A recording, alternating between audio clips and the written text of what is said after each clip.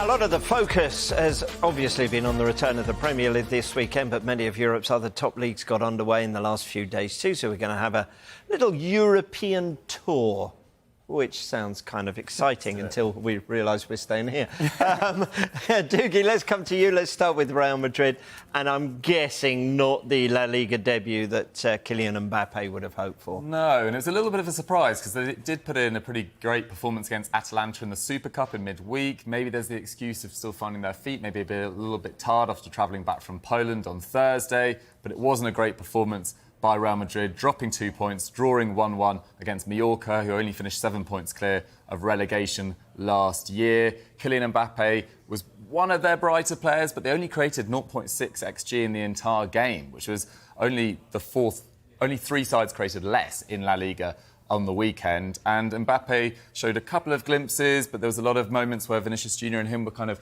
going into each other's space. Some people were saying online, do they miss Toni Kroos's control in this game? I think it's too early to say, but it was definitely 2 points dropped and not a dream La Liga debut for Mbappe.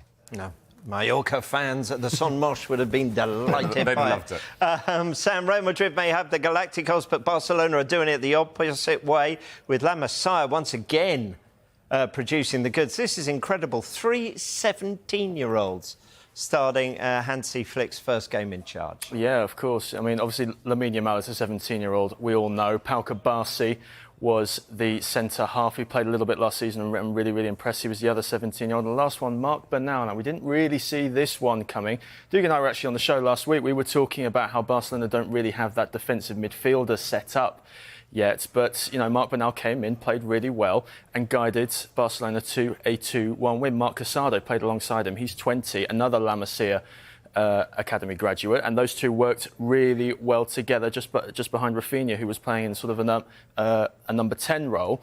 But for all the 17-year-olds, it was the 35-year-old, the one at the end there. All balanced out by him. Exactly. Robert Lewandowski got 2 goals. Valencia took the lead, but he scored either side of half-time. So, you know, while there are new kids on the block, sometimes the old hands are the best. Yeah, 3 17-year-olds, average age 54. Doogie, let's come to you. Notable debut for Atletico Madrid last night. OK, tell us who it was. How did they get on? Yeah, it was Julian Alvarez, recently signed from Man City, of course, for a fee of around £82 million. He actually came on late in this game, only used from the 78th minute. He's obviously only just joined Atletico Madrid. He played the Copa America with Argentina, but he came on for Griezmann late on. But it was left to another new signing, Alexander Sørloth, to rescue things for Atletico Madrid. They were playing against Villarreal. The game finished 2-2. Alexander Sørloth, ex-Crystal Palace, has really rebuilt his career, going to Trabzonspor in Turkey, then Real Sociedad, and now Villarreal last year, where he scored over 20 league goals, and now Atletico Madrid. They're hoping that Julian Alvarez maybe be able to replace Griezmann in due course, and Sørloth will be their main man going forward. But again, similar to Real Madrid, 2 points dropped for this one. Not an ideal start for Simeone's men. Yeah, and we're still kind of trying to process news of another in and out for them as well. Yeah, absolutely. He has officially been joined by Conor Gallagher at Atletico Madrid. Finally, that deal has been completed, but we'll come back to that graphic in just a second. But yes, that deal for Gallagher going to Atletico Madrid has just been completed. And now João Felix has rejoined Chelsea. Of course, he was on loan there the year before last. They decided not to sign him permanently. Just a handful of goals in 20 appearances. He's had a difficult injury record. He's not been a consistent scorer at Premier League level. But Chelsea's bosses thought this is the guy for them late in the window. Another 10 to play alongside Palmer and Nkunku, Pedro Neto. The options at Chelsea are endless. João Felix is back at Stamford Bridge, and Julian Alvarez has been joined by Conor Gallagher. Sam, an interesting fixture last night as well. Tell us what happened. Yeah, Doogie's trying to steal my graphic, but Juventus beat Como 3-0 last night. Como, of course, managed now by Cesc Fabregas, former Arsenal and Chelsea midfielder. This was a game that sort of was done by half-time. Juventus were 2-0 up and added a third late on. Now, there's a really, really interesting dynamic in this one because, obviously, Juventus are managed by Thiago Motta, who is 41, and Como's goalkeeper, Pepe Reina, is also 41, and those two were roommates at the La Masia Barcelona Academy. They shared a dormitory with a lot of very famous names. Mikel Arteta, Andres Iniesta, Carlos Puyol. So there's a little dormitory in the La Masia Academy which created this entire generation of not just managerial talent, but also excellent playing talent as well. So harsh start for Como, but Juventus looked really, really sharp under Motta. Obviously, he did such a good job at Bologna last season. How will he do against better calibre? How will he do with better calibre players, I should say?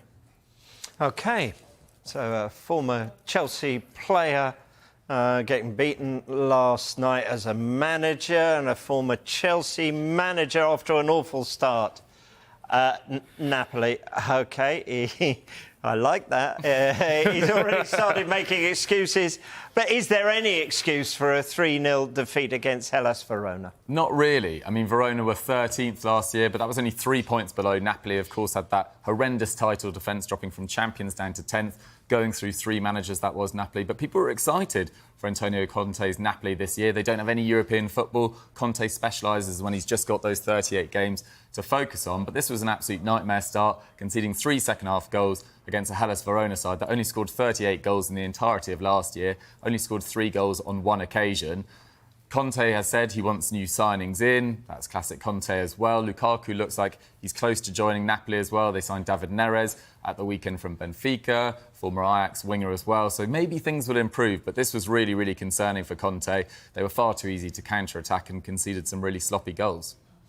Yep, melting like snow in the sun. A late flurry of goals Friday night. PSG beat Le Havre in their Liga opener, but a big blow, injury blow here. Tell us about this one. Yeah, you feel sorry for Gonzalo Ramos. He's going to be out for about 3 months because after Kylian Mbappe left PSG, you're expecting Ramos to be the main man at PSG. It's a real platform for him, but he was injured in this one, the 4-1 win. I think PSG are going to be OK. They've got Bradley Barcola, who can play centre-forward, also out wide. The same with Randal Kolo Muani. They both came on and made positive impacts. They both scored late on for PSG to get them this win. Now, in terms of how they replaced Mbappe, they replaced him with Mbaye, the 16-year-old, who had to come off at half-time. He wasn't quite up to speed. He nearly scored towards the end of the half.